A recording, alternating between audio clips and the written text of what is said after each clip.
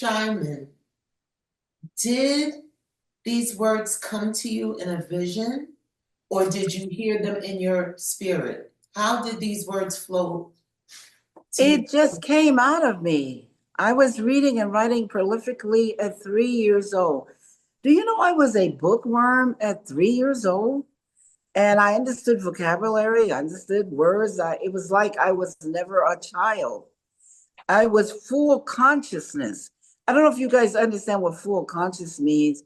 It means a person that is just full of knowledge, not even aware that I had a body, just enveloping the whole world with my consciousness, and it's traveling and it's seeing and it's knowing and it's hearing everything. In fact, I scared my grandmother when I was 3 or 4 years old. It was a storm that we were in, electrical storm, and it was black because the storm just knocked out the electrical grid on a lot of people's homes and stuff. It was the worst electrical storm I'd ever seen. And she was pacing in the house, and it was black, but I could see. But it was black, no lights, nothing. And she was worried about feeding me. And I knew what she was worried about. I was fully conscious. And she gave me something. And I didn't even know I was a baby in a body till she told me. She gave me something to suck on with some cloth, and I had never experienced that taste before. So I walked up to her because it just came across my memory.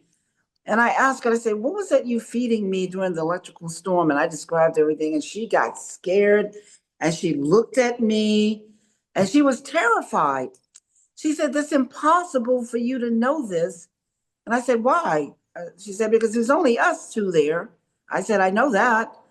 She said, because you were a baby on the bed, a baby, an infant. But I didn't even know I was an infant. I didn't even know I had a body. All I could see and know and knew what was going on and could tell everything.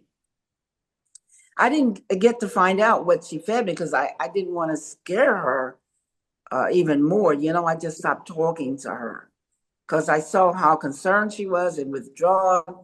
And she was looking at me like I was an alien from outer space, you know what I'm saying? Because a baby is not supposed to know any of that. So she knew it was just she and I. Nobody else could have told me. So that terrified her. So when you ask these questions, how do I know about the Matrix? How do I know about the Terminator? I read the Bible when I was growing up. I read the Bible. I was very spiritual. Like I told you, I was reading and writing prolifically for her because she didn't know how to read or write. And I couldn't fake it. I had to read it back to her word by word. So you know that I was really reading and writing prolifically at 3. And she didn't think anything of that. She just wanted to make sure that her letters got off and everything was said what she had said. But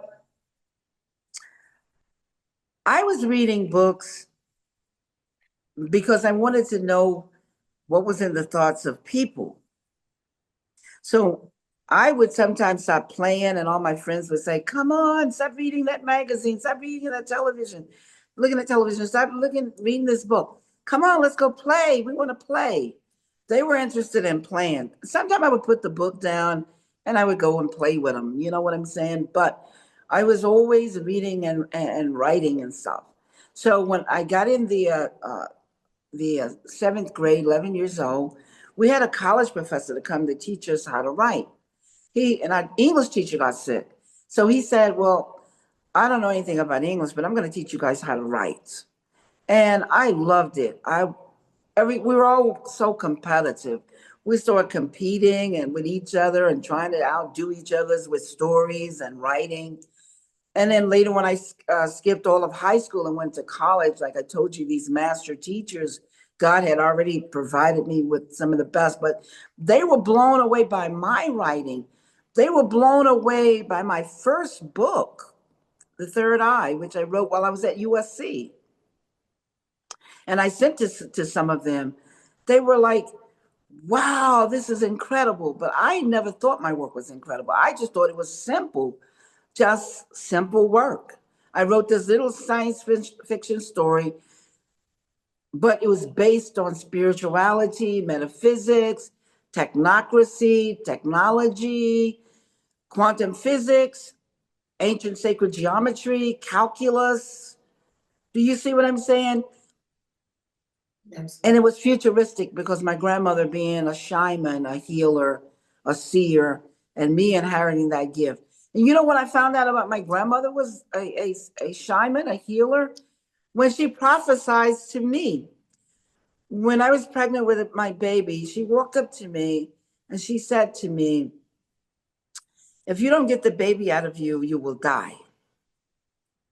That was her words. That was it. I went and saw a doctor